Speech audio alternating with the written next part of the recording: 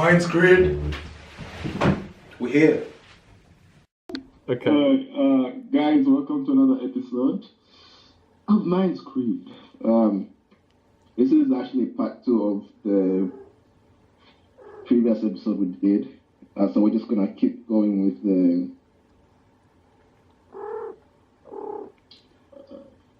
the quotes. It's not the African quotes, is it? It's the ones to do with that being an alphamale, of just being a man who's fully realized.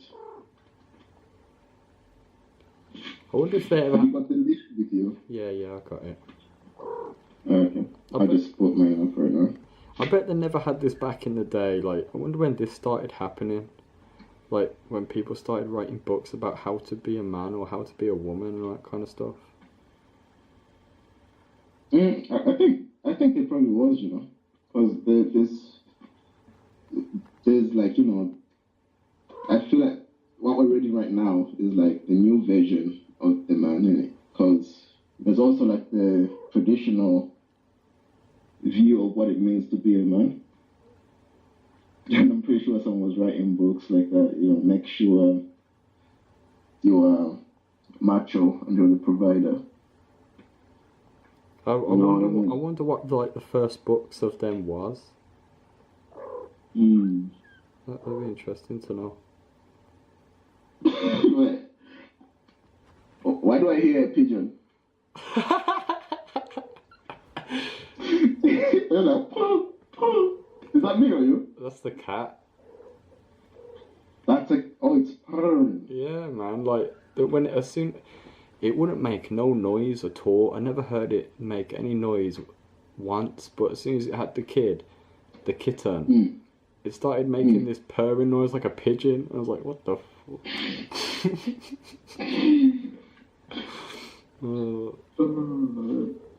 Shit, imagine if you raised a cat and a pigeon together. The cat would start making pigeon noises. What the fuck? What are you on? Yeah, it would start like imitating the pigeon, innit? That's funny. That's funny. especially if you give it like a little treat every time it does it. You're a joker. Okay, where were we? Where did we leave last time? We got up to 20. The or he is not.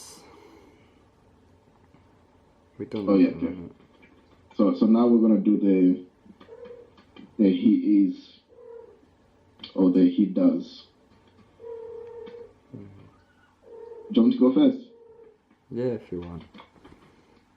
Take it away. He is authentic. That's a good one to start with as well. Authenticity.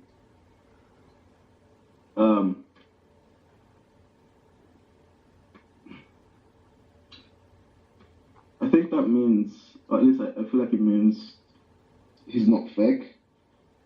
So, I mean, what it means to be authentic is, like, we can talk about it in different ways, but what it's not is putting on, like, a front. Yeah. And, you know, being something that he doesn't feel is right within you. So, like, putting on this false impression of either what you think you are or what you want other people to think that you are. Yeah. So he doesn't put on this false image of himself. Yeah.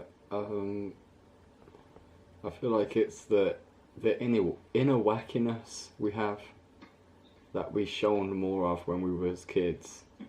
We weren't afraid to make a fool out of ourselves and just, you know, be like Jim Carrey sort of thing. Our own like funny inner nature. I think that's like being authentic, or I don't know, just creating, I guess. Yeah, I was gonna say, like, do you think authenticity is always like this funny type thing? Like, No, not like always funny. That's just like an aspect of it. Just I'm trying to add on to it and not necessarily say what you've said. Yeah, that's why I tried to make it like, okay, this is the opposite of what it is. And Yeah, sort of like, yeah. but yeah, I can sort of, sorry, go on. No, I was just saying that's good. I liked that, how you did that. Yeah, so, what was I going to say? Like, adding on to your point about that inner childish nature. So it's sort of like he's not really holding himself back from expressing himself. But like, they're confident about it as well. Like, if they're gonna be weird, be confident about it. Otherwise, it's just weird. Oh yeah. But even then, like the man or woman who's judging you saying you're weird, like fuck them. You being your own authentic self is only going to attract. Well, it's not. It's still going to attract fakes because they're everywhere. But it's going to attract people who are on that authentic level as well. That's the hopeful situation. Yeah, that they're like you for being your own like wacky self, in a way. Next. Oh, one second, and with us being authentic, that gives other people permission to be their own light as well. Yeah. Like that. He is free. Yeah. He's free. Can anyone truly be free?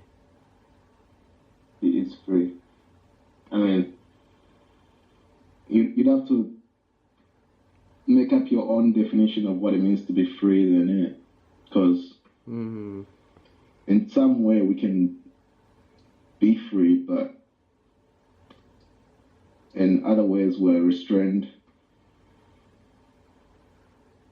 Like, I'm not free to run around naked. I mean, I'm free to do it, but I'm not. It's not necessarily that, the consequences are gonna be what I want, but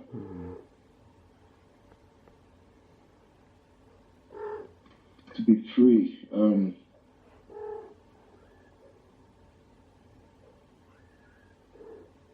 I feel like this one's connected to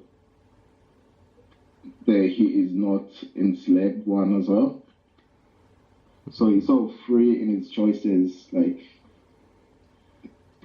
he's free to choose what he lets into his mind. He's free to choose his friends.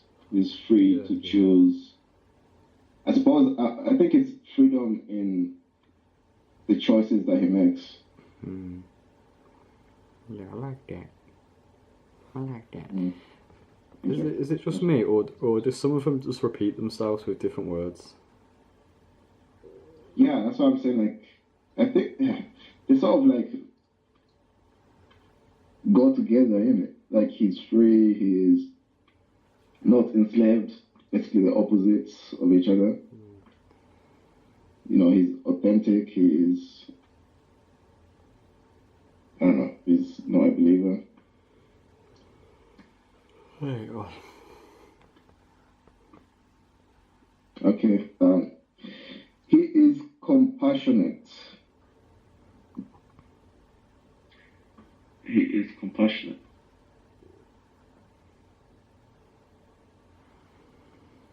Yeah, he's goal driven. Oh, we didn't say what compassion was. He's compassionate. I mean, I don't really have much to say except to repeat it again. Like, okay, so he's able to show compassion. Like, yeah, same. I don't know what else to add on to that. Like, it does what it says on the tin. He's compassionate. So it's like he's empathetic. So he's not apathetic, but he's able to show empathy towards others. and is able to appreciate that others have pains that they go through.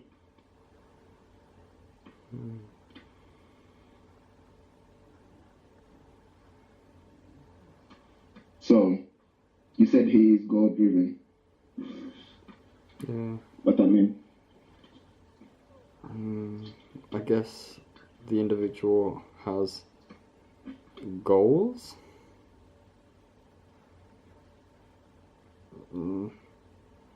Is focused in a way, I guess. Just So he has like it's kind of like he has discipline. yeah. I hope that's not one of them. No, it's not. No.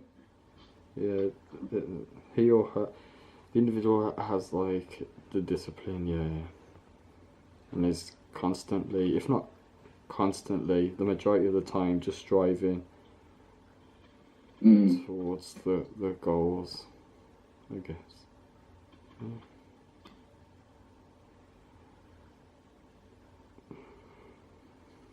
Oh, this one's interesting. He listens to the omens.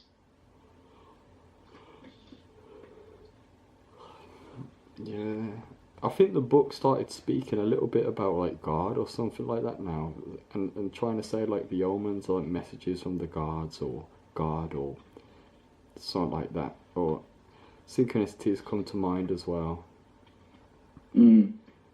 Just them little like things that happen throughout life that can't be explained, and just seems like a message or something like that sometimes, but who knows.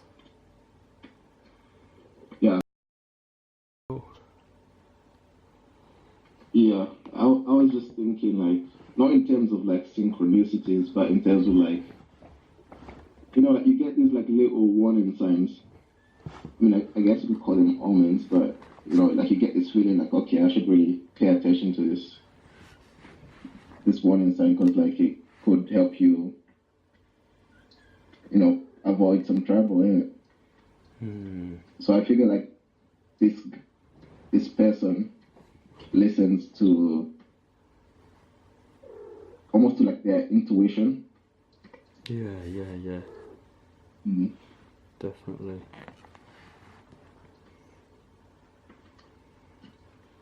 He is light-hearted.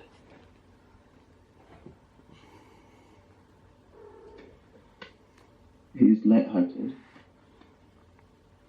Again, we can parallel this one with he is not tense or he's not rigid.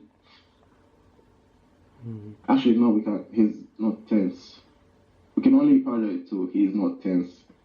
So he doesn't take life too seriously, as in he can laugh, have a joke, and you know, he's not always stern and serious about things. He has like a sense of humor to things. Yeah, that helps a lot. Yeah, you can't take life too seriously. Yeah, I think the book said something like that as well, and then it was going on to say like most men start dying at 30. Well, most men start buying at 30. No, dying. Oh. Because they're like taking it too serious or something like that. I don't know. It's an interesting little book. Yeah, I should therefore check this one out.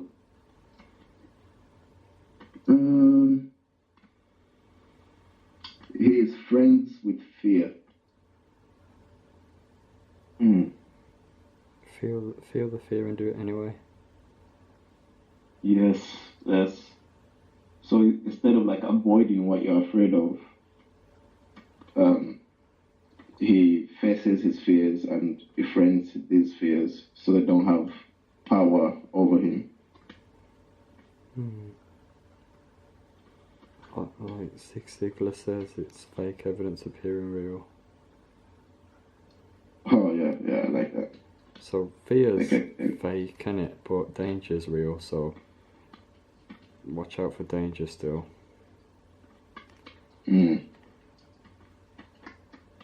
That reminds me of one Do you know Les Brown? Yeah, I rate that guy. I've heard some of his motivational videos. He was talking about fear, and he said like his other motivational friend used to be a paper boy man, or something like that, postman, and every time he'd come around to this one road, there was a dog that would bark at him, and like he couldn't deal with this dog anymore, and he said to himself, okay, is this dog, because the dog would hop over the fence and chase him, so pit bull, Rottweiler, dirty ass, fat ass dog, and they'd have to run like a block every time. And then he said to himself one day, you know what, if that dog barks at me, I'm going to pick up a brick, I'm going to smash it off the head, I'm going to put it to sleep. And he did his post, his job, yeah, and the dog starts barking, it jumps over the fence, and he starts running, but then he says to himself, no, stop, talks to himself. He picks up the brick, he turns around, and the dog's there, and the dog ain't got no teeth. Oh. And then Les goes to say, like, most of us are running away from things that ain't even got teeth. Yeah. Wait, what's the next one? He loves, understands, and appreciates the feminine.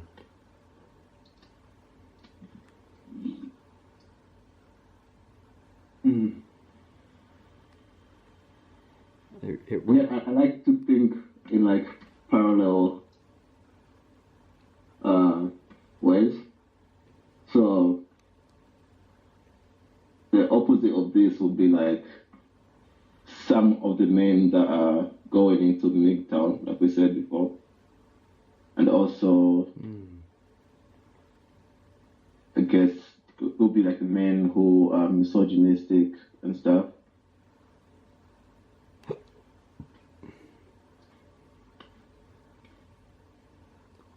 And again, like, so he loves, understands, and appreciates the feminine. You can also think about this in like, you know, masculine versus feminine. Like, feminine not necessarily being like women, but also being like, you know, this energy, like this expansive energy that is, you know, people describe it as like, you know, always moving, always changing. So sort of like an appreciation of like expression. Yeah, I like that. Definitely.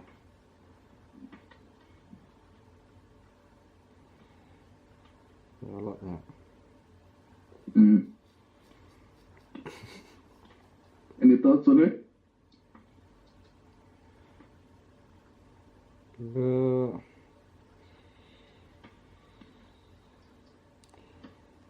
Yeah.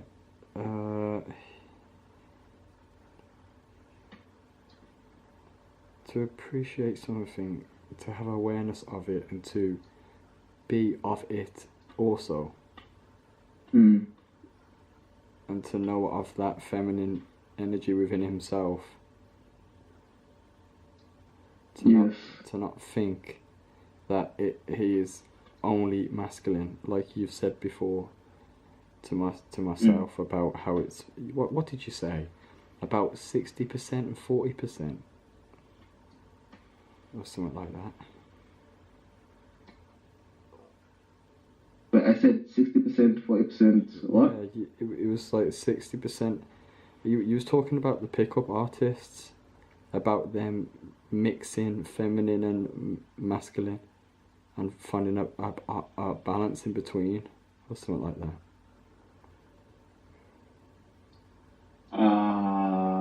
You don't remember? Was this in the previous one? I don't remember. It was a few days ago. We'll just go on to the next one.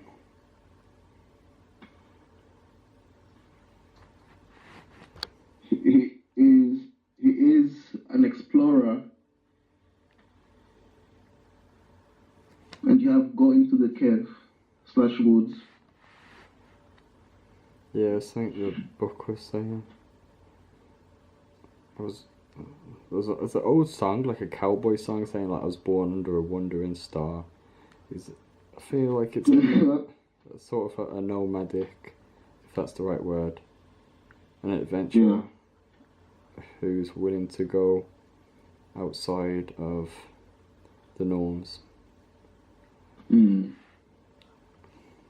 kind of like the hero's journey, innit? So going into the unexplored territory. Yeah, definitely. It touches on that slightly as well. Right, he goes all the way. So, if they're gonna do something, they go all the way, or they don't go at all. And I like that. I appreciate that in people who just go all the way rather than just giving a bit percentage, because like, I don't see any point in giving a little bit. You either go all in or you don't go in at all. And that's just what was I gonna say? Like just putting the tips of their toes into the water. Like Testing the water. Like one of them ice baths. Just jump in, just go all in quick. Like, don't like hurt yourself by just putting toes in and then shins and doing it slowly. Just jump straight in. Get out of the way. Yeah, there's like there's a boxing tip as well. Like if you're gonna punch through, like punch all the way instead of like punching at something.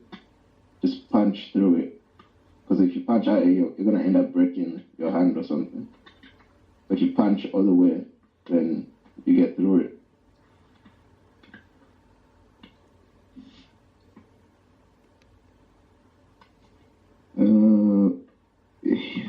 What? I almost read this as he has a glowing ass. What the fuck? What kind of book is this?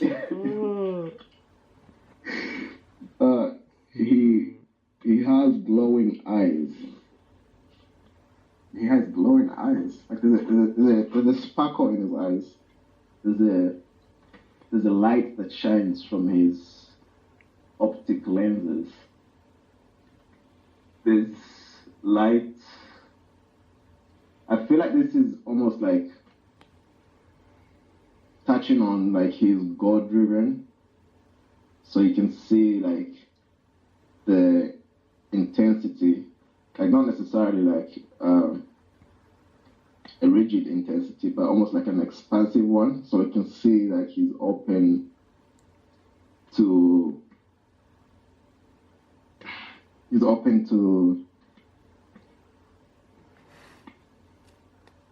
I don't want to say he's open to exploring, but it's kind of similar to that he's open to almost receiving something. So his eyes are always open in terms of like paying attention.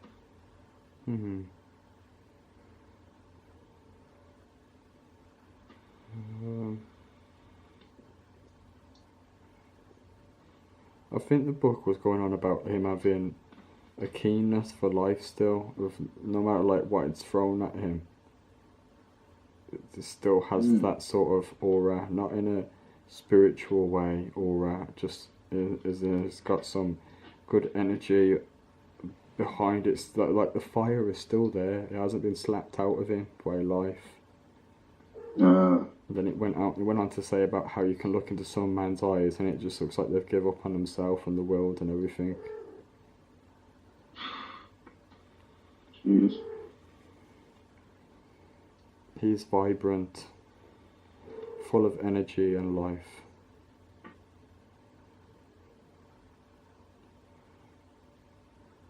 You know what this reminds me of? Like, again, it reminds me of like that king, warrior, magician lava book. So, the lava archetype is described as vibrant and full of life and you know, vibrant energy. That's what that reminds me of.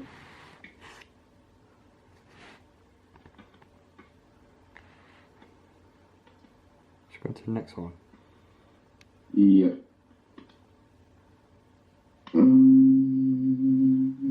He is leading.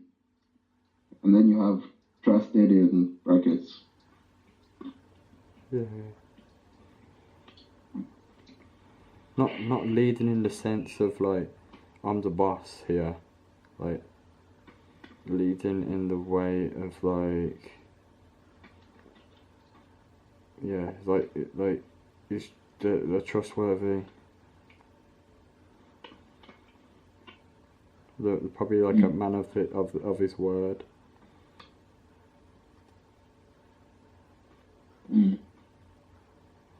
Yeah, He's leading. Isn't hesitant or anything like that, or don't know.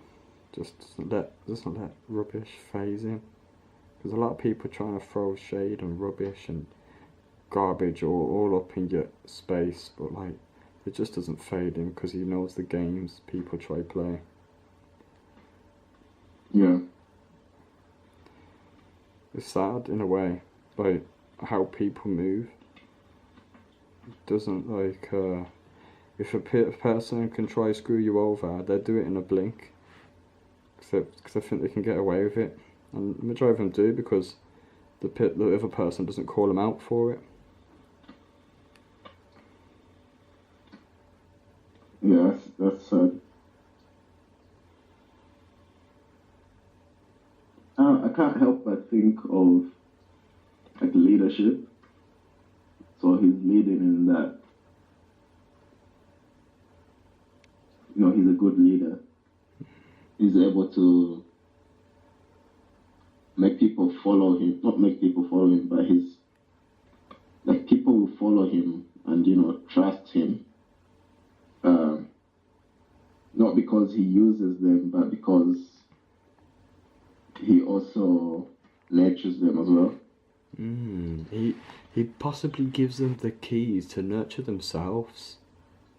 Because I don't feel like leading is about you telling people to do. It's not a dictatorship sort of thing. It's like how Jesus went on. It's like you introducing people to their own inner kingdoms, their own inner self, and how they can become better individuals. Like how Peterson goes on, saying like, first of all, look after your own house, the inner house, etc. Yeah, I hear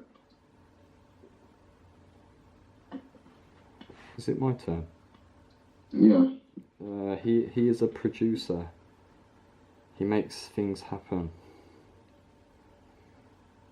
Alright then. I feel like we've already covered that. Sorry? I feel like we already covered that. Yeah, it's another parallel of he's not a consumer. Yeah. It is. Okay, next. He is courageous. We've kind of covered that he befriends fear. Yeah. So that's one way you could get them levels up. Your own like inner courageous levels is by facing the fears. Yeah.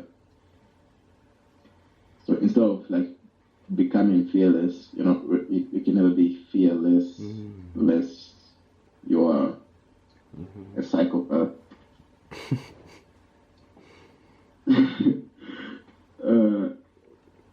But yeah, I guess he's courageous because he's able to face his fears. Do you have anything to add? No. Next. Is it me? Oh, Yeah. Oh shit. He does nothing. He don't chase. He just is. He's just in touch with himself. So the book went on to say like, he said like he invites women into his life and then he just is himself. And then it said like, but many men aren't able to be themselves because they're, and I'm quoting this from the book, is that me talking, they're less in touch with themselves, they're more in touch with like, I think it was like just television shows or all these other like things. I can't remember. I should have like listened to the book a bit more, innit? I guess we both should have. Yeah, because I was thinking like, yo, this could be like a book review, isn't it? Like, it is. It's a poor attempt at one, but it's better than nothing. Yeah, for sure. So he does nothing. I thought that would mean like he doesn't force it. So, using the same analogy as the book, so he invites women to his place, but he doesn't force anything to happen. He just sort of he's himself, and he lets things happen. So he doesn't. That's what it is. He doesn't try. Like, he doesn't force anything. There's this which is this? 1 second, guys. Yes, it's called Wu Wei. It's a Taoist and Chinese concept. So it means non-action. So non-doing. It's kind of like going with the flow of the stream instead of fighting against it. Yeah, I remember Alan Watts talking about it. Yeah, he's a boss. Gotta do some like quotes on him or something.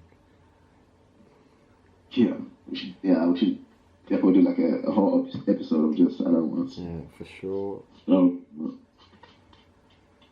yeah, that's what he was saying. Like exactly what you said. Like he doesn't do this grandiose like sort of plan out, or possibly not even that peacocking reference you went to. Doesn't do all that sort of stuff. It just is. And que sera, sera. That's that mentality. Is it me or you? It is I.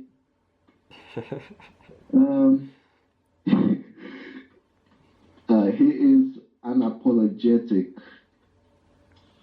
and this doesn't mean he can't say sorry. So this kind of goes to he is authentic, so he doesn't apologize for being himself.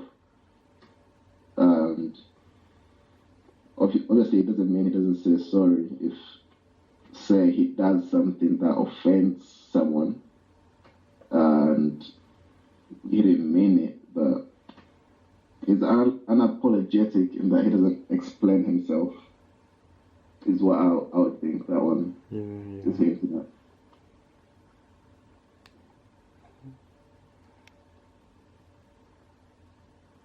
If he did say sorry though, wouldn't that be an aspect of him explaining himself? Would he just be saying sorry and then they'd be like, what for? Like what? Or like, would he need to say why he was sorry or something? I guess it would be like, say, for example, like if we're talking about something and I'm like putting forward my view of something, and say, I don't know, say it offends you, and it offends you for a reason that I didn't know. Maybe I'm like, maybe I say something that triggers something inside you. That is like, I don't know, say you lost someone, and I kind of touch on that. So it's sort of, then I can be like, oh, I'm sorry you feel that way. But he's not saying I'm sorry, I said this. Yeah.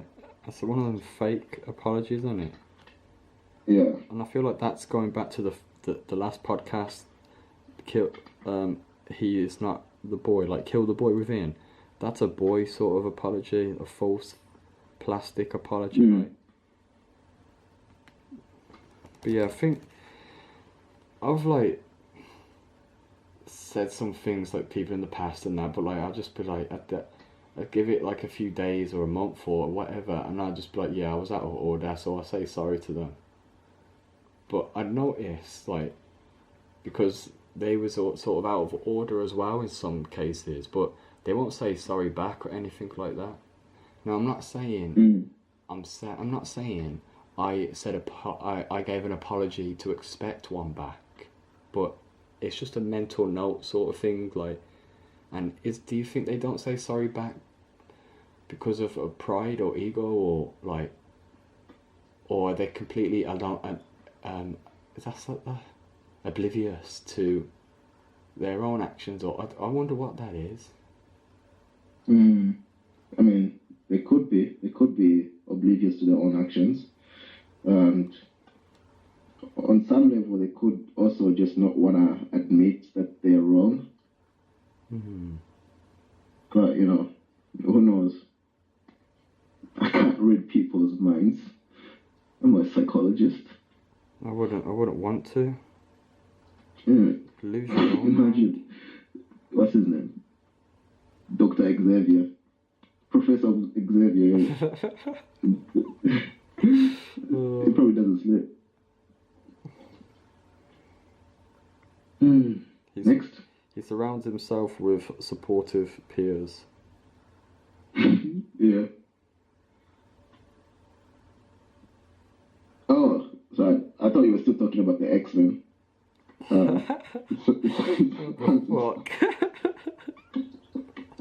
He surrounds himself with supportive peers. Yeah. So, supportive peers. People who may be on like the same mission as him. So like if someone was into self-development and wanted to grow, then hopefully if the guy's lucky enough, he'd be able to find real people who are on that sort of collaboration over competition. Yeah. Cause I don't feel like it feels dead in like a friendship or something like that when you can feel the vibe isn't like a 100 there. Like there's indirect sort of comments, and there's just like you can feel it's more competition from the other person's end than collaboration, and that just kills the vibe, because it's like we're not against each other here, but like I feel like some people, they just think you're arguing, or like they're just trying to compete with you rather than collab and compete against themselves. If we need to compete, just compete against yourself and be a better person who you were yesterday and that. But like, that's just how some people it feels like, anyway, with some. But do you think you can still be competitive and also still supportive?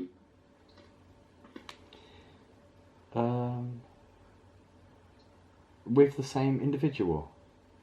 Yeah. Yeah, in a way you could be, because you could, it's not competition in like I'm going to be number one. It's competition, I guess, in the sense of we're both helping each other become number one. Sort of like a rivalry type thing. No, not a rivalry, because then that sounds like a rivalry. It's hard to explain.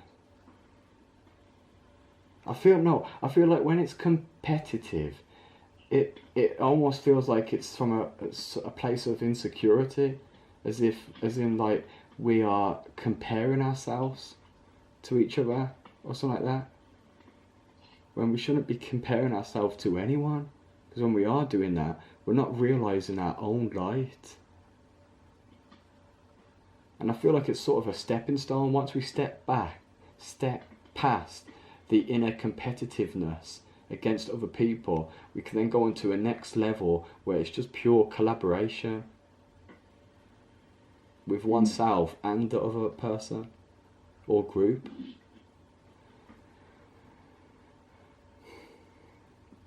Oh, nothing more to say about that.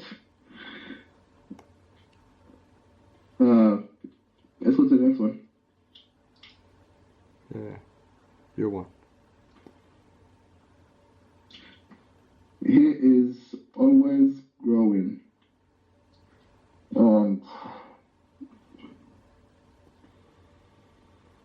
And then you have you're either growing or decaying. Yeah. So he's always working on improving himself, and he doesn't like stagnate. Someone explained it like this: like it's like going up a muddy mountain. So if you stop, you start to slide down. Yeah. So you have to keep going in order to grow. Yeah.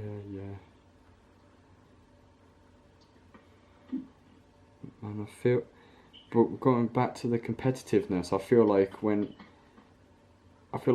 in a way, competitiveness is us stopping whilst trying to walk up the muddy mountain. I feel like that makes us slide, because competitiveness gets in the way of compassion. Not compassion. No, possibly, yeah, but that wasn't the right word. Passion for growth. That's actually interesting, because I was reading this article, as I do, and it was in a race. So when people are asked to like run against the time versus running against someone, they perform way better running against someone than against someone. running against a person, than running against the clock. So like, when you think about it, like this actually goes into like, okay, so what makes us improve? Like, is it by comparing other people, or is it by wanting to be better than other people, or is it wanting to be better than yourself, or is it wanting not to lose? Or you know, or whatever. But I think it's just interesting that people perform better than when they think they're just running against the clock. But where did you find that out, that information? This was in a psychology article. I can send it to you. That's if alright. I find it. That's alright. But yeah, I don't think there's something like competition. Obviously, doesn't exactly bring to mind compassion or passion. But maybe it does. Maybe some people are passionate about being competitive. Like, it's not, I wouldn't say it's a negative thing. But like I think the negativity comes in when you start to compare yourself to other people. Even though that's the point of the competition. Isn't that the root of it? Isn't that the root of it? Because why would you want to be better than someone else? Because wouldn't you be thinking to yourself that that person is better than you? In order for you to want to be better than them. Yeah. And personally, I feel like you'd get better from a timer rather than against someone. And with that study, we need to know the minds of the both men who were doing it. Like, what place are they coming from? Where are they coming from? Yeah, are they coming from competition? They were all matched on like, you know, things like IQ, emotions. Yeah, but did that man sleep with that other man's wife? There's lots of things we don't know. Yeah, you never know. Maybe they did. What would that have to do with anything? Oh, a lot, but I ain't getting into it because that's long. But I just feel like it's good when we see studies or anything like that. It's not to just blindly accept it as fact, because that's just... Oh, it's never a fact. It's almost like, that's the thing with like, it's just evidence pointing at something. It's not evidence of something. You know what I mean? Because they can never find like a fact like that. It's just like a lot of evidence is saying like people perform way better against someone than against a clock. And this is especially in men, they found. I wonder why. It makes sense, like, you know, in the way, like, if he was the only man on Earth.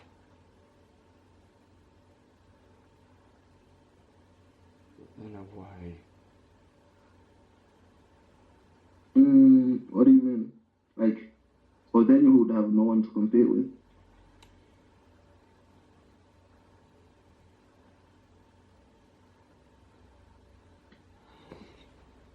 Next.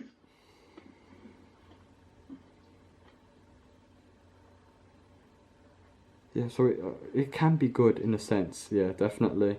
It can be good, competition can be good, but I don't feel like it can be good when there's jealousy or enviness or that sort of thing behind it. So it depends on where the person's coming from. Yeah, where both of them coming from, I guess, yeah. Should we just go to the next one? Yeah. I like this one as well. He fucks the world. He fucks the world. What does that mean? Everything we've just said. Yes. Innit? Yeah. Yeah, he fucks the world. Like, no, he literally fucks the world. Like, he sort of, what's the words?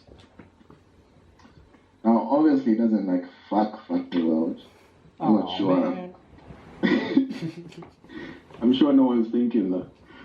But he penetrated. Okay, I think these are someone else's words. These are probably David Data's words. But he penetrates the world in terms of like his goals in life, his job, his friendships, his relationships, the women in his life.